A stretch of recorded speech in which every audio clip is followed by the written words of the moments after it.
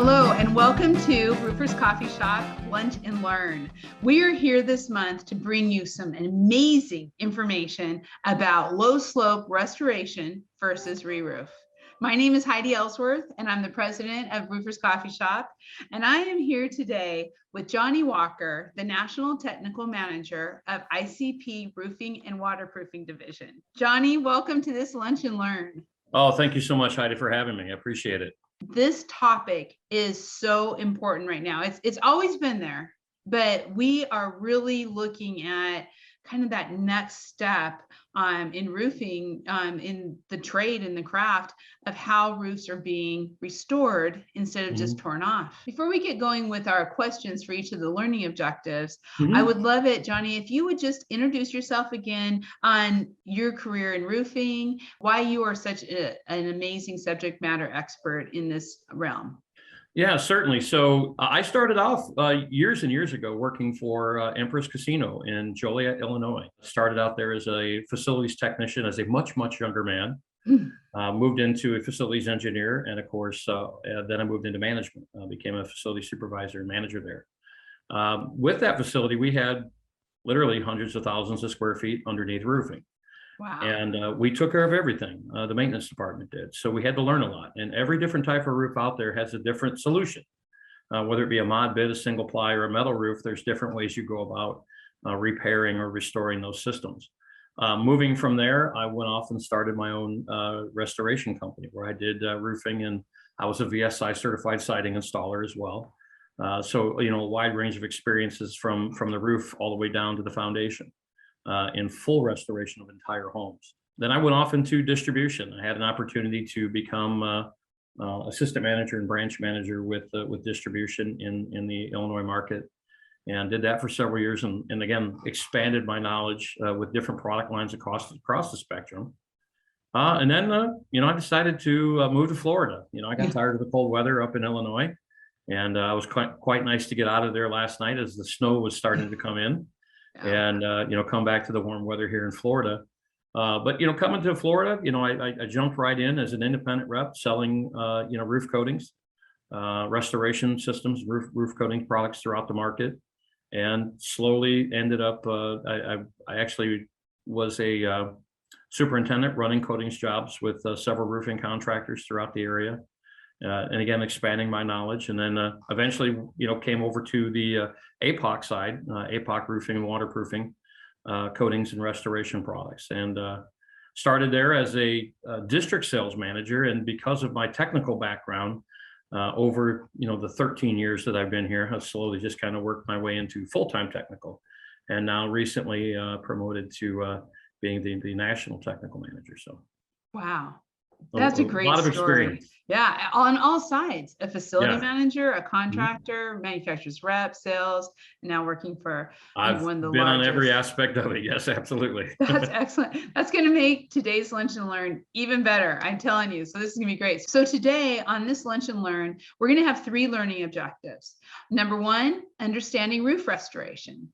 Number 2, understanding good roof candidates for restoration. Very important. Very important. Very important. And number 3, benefits to building owners, facility managers, and to you, the roofing contractors, for roof restoration projects. All too often when people think of roof restoration, they think of coatings. Well, that's just one aspect of it. When we think of restoring a roof, what we're actually talking about is taking a roof that hasn't reached the end of its life, still has some usable life left, and prolonging its life through a thorough restoration, going through all the different processes that there are to make sure that everything that needs to be addressed on the roof is addressed, whether it be scuppers, drains, curbs, base flashings, penetrations, field seams, field damage, and so on. And then we actually apply the coating. So coating is absolutely part of that. It's reflective, it's protective, and it lowers the energy cost, but additionally lowers the expansion and contraction of the overall system. So in that aspect, it can prolong the life as well. So how do you assess that? We generally do a thorough inspection of the roof. That's the first step. So we're looking at the age of the roof. You know, how old is the roof? That's going to give us an idea of, what the membrane life might be, whether that be a single ply or a mod bit, for example. We look at the condition of all the things that I said before: the scuppers, the drains, the curbs, the base flashings, the penetrations, the field seams. And of course, building use is a huge thing for us. We want to know what's going on there. Is this a chemical plant? Is there anything in the environmentally that might affect a restoration? And of course, the makeup of the roof. We want to know exactly what type of roof is it, all the way down from the deck all the way up. Is it a structural concrete deck, steel deck, maybe even a tectum deck? What insulation, if any? How many layers of insulation? How many layers of roofing potentially that might have 2 layers of roofing? So these are all the things that we look at to determine if it's really viable for a restoration. If it's not viable for a roof restoration, that's really important to know, because you could actually be causing more problems. Yeah, absolutely. And if we find a roof that some of the things that might make a roof not a candidate, moisture content. Obviously National Roofing Code says if a certain percentage of the roof is wet, well, then you really should tear it off. And we always recommend it. If we get to that point, they absolutely should tear it off. We never recommend a restoration over saturated roof deck. All of that wet material needs to come out, right? So we're looking at that overall deterioration of the roof, poor maintenance throughout its life. That's one thing where I pride myself, in the industry, is that I'm not afraid to walk away from it. If it needs to be torn off, so be it. Right. If it can be restored, absolutely, I'm ready to go that way. Yeah. And now that people are so much more aware of that option, hopefully they're catching roofs earlier too. Yeah, absolutely. The last thing we want is somebody that has never touched their roof and now they want a 20-year, restoration. And that in most cases just isn't viable. It's just not going to happen.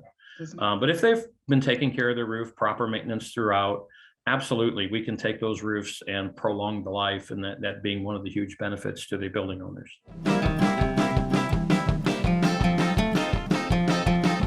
A candidate for a good roof restoration is that roof that's not at the end of its usable life.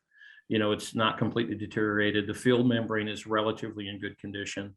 That's, generally the leaks we don't find through the field membrane. But if you go on a roof and the membrane's shot, well, you're probably not going to have a good chance at a successful restoration. But if the field membrane's good, then we're looking at the rest of those items: the scuppers, the drains, the curbs, the penetrations.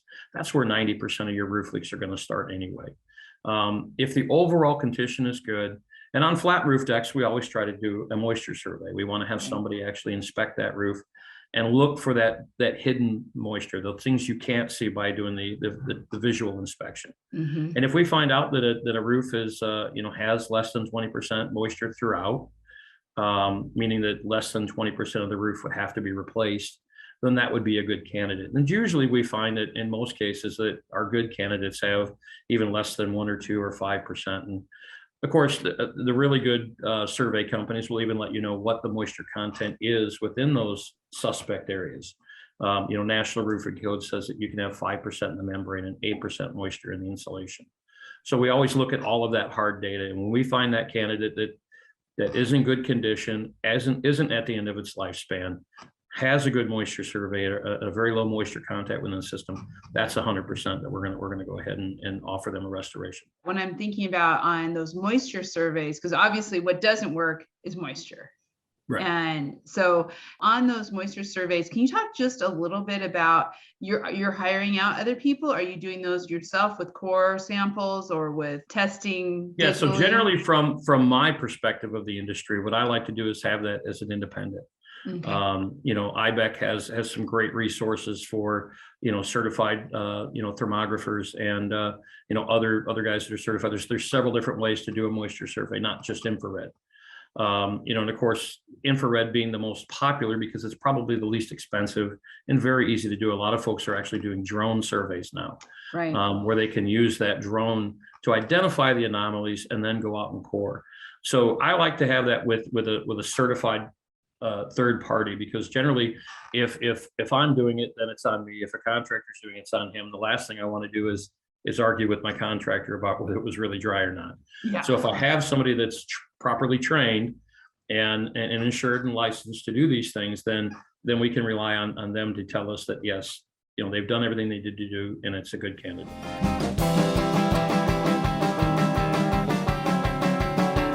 Generally, when we're talking about a roof restoration, it's going to be about 1/3 the cost of a complete tear off. And depending on what's being torn off and what you're putting back on or what you're restoring, that will vary slightly. But generally, that's kind of the rule of thumb. We look at 1/3 the cost. So very cost effective. The second thing is that it's the same type of warranties in a lot of cases. With a good restoration system, where you're properly priming, properly patching it, and properly reinforcing those areas that need to be, and again, then putting the reflective protective coating over the top, you can offer the warranties that range anywhere from 10 years, 15 years, 20 years, which are the same types of warranties they're going to get if they put a brand new roof on. So very low cost, same type of warranties can be available. One other big thing is depending on the facility versus a tear off, no facility interruption. You're generally not tearing the entire deck off. Depending on what's happening below the roof, that may be an issue where they actually have to stop production. Think of maybe a restaurant or, some facility, a hospital, they have to shut that side of the hospital down while they're doing the full tear off. Generally with the restorations, other than small repairs that they're doing, they're not tearing off entire sections of the roof. Additionally, no open roof. And of course here in Florida where it rains every day in the summertime, and that's huge. That's a huge benefit, not just to the building owner, but the contractor, where they don't have that risk of liability of having massive amount of damage because they have large sections of the roof torn off at a time. One more thing would be a tax benefit.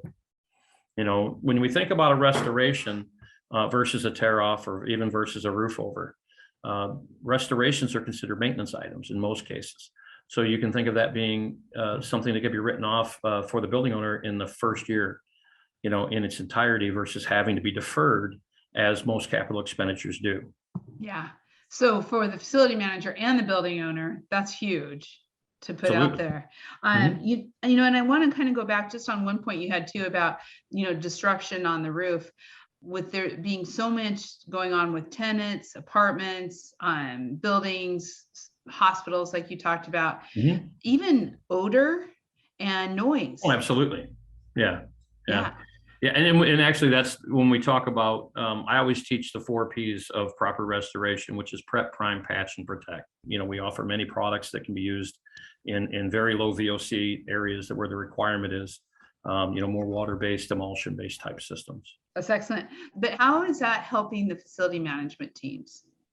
Well, I think the best thing that helps the facilities management team is that the limiting of aggravation, like you talked about a condo association, something like that, where you've got, potentially hundreds of tenants and all of them have to have a dry space. That knowing that you've got a quality restoration on there that can be easily maintained and repaired, throughout its life, without massive interruption and massive headaches for the occupants of the building. That's one of the huge benefits for them. With service and maintenance, I would think a good facility management team, when they're working with good contractors who are doing roof restorations, they're also really working together compatibly on service and maintenance issues also. Yeah, absolutely, hand in hand. Anytime that you apply a roof restoration system, there's not a roof out there that you can apply and never step on it again, right, and have any expectation of long life, right? So we always recommend that those roofs be inspected twice a year. And we always recommend that our roofing contractors offer a maintenance agreement with the facility management team to come out and do that inspection and walk that roof and clean the scuppers and the drains and remove debris, look for physical damage, wind-blown damage. Additionally, not just twice a year, but if you've had a severe thunderstorm event, a tornado, earthquakes, hurricanes that have been in the area, that same contractor, as part of their agreement, will come out and inspect that roof. And that's a real relief to the facilities management team to not have to worry about, do I have a problem I don't know about yet? Exactly. And to be able to easily understand what's happening up there, having continuous reports, inspections, that makes all the difference for a peace of mind. Absolutely, 100%. We have all kinds of roofing contractors and roofing professionals watching this right now. So what are the benefits of roof restoration for the roofing contractor? Well, I think one of the huge ones right now is, potentially offering up a whole new segment of the market for you. If you're currently a contractor that's been doing a lot of tear-offs or roof overs, and you're having difficulties getting a hold of materials, The great thing with the roof restoration market is that those materials are readily available. Additionally, fast payouts. These processes are very fast compared to a complete tear off. They generally happen in a week or two versus, several weeks to a month or even longer, depending on the size of the facility. And of course, very limited liability. As we talked about, you're not tearing the entire roof off. You're not opening it up. You're not filling up dumpsters, dumpster after dumpster. So very green as well. And of course, with that reduction in labor, the very much lower labor costs and potentially maybe higher profitability for the contractor in the overall, with the restoration versus the incomplete tear off, because there's just so much labor involved in excess, expenses like the dumpster fees, hauling, and all of that has to happen. Literally with the restoration, the only thing that's going in the dumpster at the end of the day is probably some empty buckets. Yeah, that's great. Well, and I just think, as when you think about a roofing company and all parts of it, so now watching this, we have the front office, we have sales, we have estimating, we have purchasing. And so across the board, as they are having these conversations with their customers and with the building owners or the management groups, whatever it may be, to be able to come back and talk about what you are there, that this is green and it is more sustainable, that it is a better service plan, it's going to have a higher performance down the road because it's being checked all the time. Those kinds of key buzzwords, as all these folks are talking to their customers, kind of really gives them something great to bring to the table. Absolutely. As we kind of wrap this up, would you just share a little bit about your product line, about what, the types of coatings that you have out there, what you're doing? Just kind of give us a little bit of your elevator speech just so we can share that with everybody. Yeah, absolutely. So the coating line that I represent is the APOC roofing restoration product line. Within that line, we have, of course, our silicones, our high solid silicone coatings. 98% solids, one of the highest solids, if not the highest solids content in the market. We have our wide range of good, better, and best acrylic coatings. We have our emulsion coatings, our aluminum coatings, thermoplastic coatings. And of course, along with each one of those systems, we have all of the sundries, the mastics and the repair products, the tapes, the self-adhered tapes, the caulks, the sealants, everything that you could possibly need. Additionally, we've done an incredible job. Actually, during COVID, we had to have something to do. Yeah. We created, probably about 80 videos that go over individual details, exactly what you need to do for each step. So we've really streamlined the process and made it simple. We have a tremendous product line, but we also have a tremendous team, here at APOC and ICP. You do. You have a great team.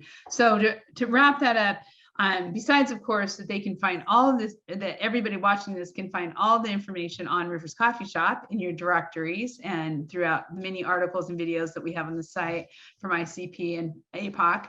How would contractors, so how do they get a hold of you, and how do they kind of really start exploring this roof restoration with you and with the company?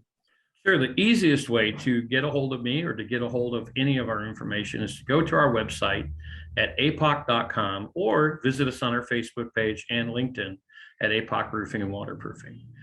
You absolutely go to our contact page, reach out. If you're looking for technical information, this is the guy that's going to get a hold of it. I love it. Johnny, thank you. Thank you so much. Thank you so much for having me. Great information. What a great bite. And thank you all for watching this Lunch and Learn. Don't forget to use your discussion sheet and talk about this. Talk about how you can bring more roof restoration into your business and how it will work with your customers. It's all part of that discussion sheet, and it's all part of Roofers Coffee Shop Lunch and Learn. One last time, Johnny, thank you so much for being here. Thank you, Heidi. Thank you so much. And God bless everybody. Have a wonderful, wonderful day. Awesome. And thank you all. We'll see you next time on the next Roofers Coffee Shop Lunch and Learn.